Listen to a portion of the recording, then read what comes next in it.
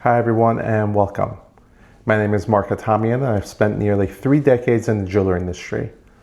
Over the years, I've worked in manufacturing, wholesale, retail, luxury watches, estate buying, diamonds, precious metals, and jewelry education. I've had the opportunity to work in the United States and internationally, including Hong Kong, China, Thailand, Iran, and Dubai. But if you ask me where my journey really began, it wasn't in a jewelry store.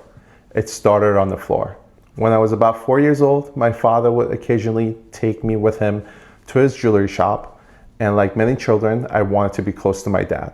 And while he worked, I found my own way of helping. If you've ever watched a diamond setter work with tiny milli diamonds, you know that every now and then one can spring out from the tweezers and disappear into the carpet. Those little diamonds became my treasure hunt. I'd get down on my hands and knees and search the floor, convinced I was mining for diamonds. Every time I found one, it felt like I'd discovered something priceless. At 4 years old, I didn't realize those moments would shape the rest of my life. Looking back now, I realize I wasn't just finding diamonds, I was finding my future. My father started in the jewelry industry when he was only 8 years old. Before jewelry, he worked summers fixing bicycles, selling bread, and even selling ice cream.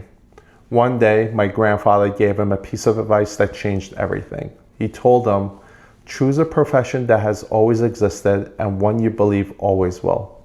Not long after, a family friend offered my father a job in the jewelry workshop. He accepted. That single decision changed the direction of our family's life. Over the years, my father became much more than a jeweler. He became someone people trusted. He believed your word meant everything. I remember watching him honor agreements even when it cost him money. As a young person, I didn't understand why anyone would willingly lose money on a deal. Years later, after making thousands of deals myself, I finally realized your reputation is built one decision at a time. Money comes and goes. Your integrity stays with you. My father also believed that knowledge wasn't something you kept yourself. He loved teaching. He trained family members, friends, and anyone who genuinely wanted to learn. Today, several of my cousins became jewelers because of the influence he had on their lives. He believed this profession should be passed from one generation to the next. As I got older, I naturally started helping with sales in my father's retail business. At first, like many young salespeople, I thought discounts closed deals. If a customer hesitated, I'd think maybe I should lower the price. It almost never worked. Eventually, I realized people weren't buying because of the price. They were buying because they trusted the person standing across from them. That lesson has stayed with me throughout my career. Later, I had an incredible opportunity that expanded my understanding of this industry. One of my father's friends, an international jewelry manufacturer, offered me a position working alongside him. That experience completely changed my perspective. I spent time overseeing jewelry manufacturing in Hong Kong, China, and Thailand. Walking through those factories was fascinating. You begin to appreciate how many skilled hands touch a single piece of jewelry before it reaches a customer. One person specializes in casting, another in setting, another in polishing, another in quality control. Every step matters. One mistake at any stage can affect the final piece. Manufacturing taught me something I still carry with me today. Profession isn't an accident. It's the result of hundreds of small decisions made correctly. Later, I also had the opportunity to work in Iran. There I learned something very different. Gold wasn't simply jewelry. It represented savings, security, generations of family wealth. Nothing was wasted. Even the dust from the workshop floor had value because tiny particles of precious metal could be recovered. That gave me a completely different appreciation for precious metals and how different cultures value them. Throughout my career, I've also worked in luxury retail. Some people think luxury retail is about selling expensive jewelry. For me, it was never about that. It was about people. You hear incredible stories, an engagement ring, a 50th wedding anniversary, a family heirloom, a graduation gift, a first Rolex after years of hard work. The jewelry was beautiful, but the stories behind it were even more valuable. Eventually, I moved into buying jewelry and precious metals. People often ask me what I enjoy most about buying. It isn't negotiating, it isn't evaluating gold, it isn't pricing diamonds, it's listening. Every person who sits across the table has a story. Sometimes they're celebrating, sometimes they're starting over, sometimes they're settling in state after losing someone they loved. I've learned that jewelry often carries emotions far beyond its monetary value. You aren't simply looking at gold or diamonds, you're looking at memories. That's one of the reasons I respect this profession so much.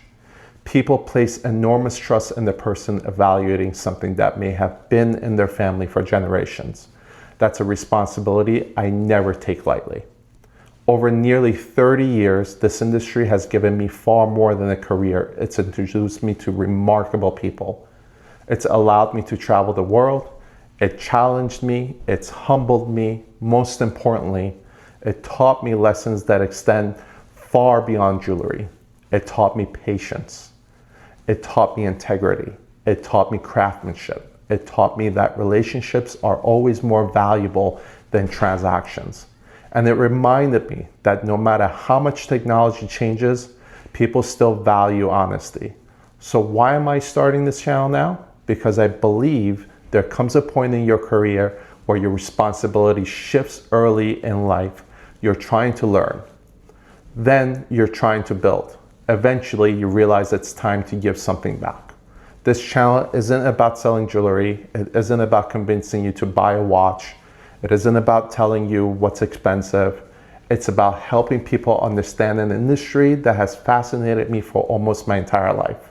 Over the coming months, we're going to explore diamonds, gemstones, luxury watches, jewelry, manufacturing, precious metals, state jewelry, buying, selling, authenticating, common mistakes, market trends, and many of the stories that most people never get to hear. Whether you're someone who simply loves jewelry, a collector, someone thinking about buying their first diamond, or even someone considering a career in this industry, I hope you'll find something valuable here. If there's a topic you'd like me to cover, leave it in the comments. I genuinely love to hear what interests you. I'll leave you with one final thought. After nearly 3 decades in this profession, I still believe my greatest responsibility isn't selling jewelry. It's helping people understand it. Jewelry isn't reserved for the elite. It's something created through the dedication of miners, designers, setters, polishers, manufacturers, retailers, and buyers, all working together to create something meaningful. And long after the craftsmanship is finished, those pieces become part of people's lives.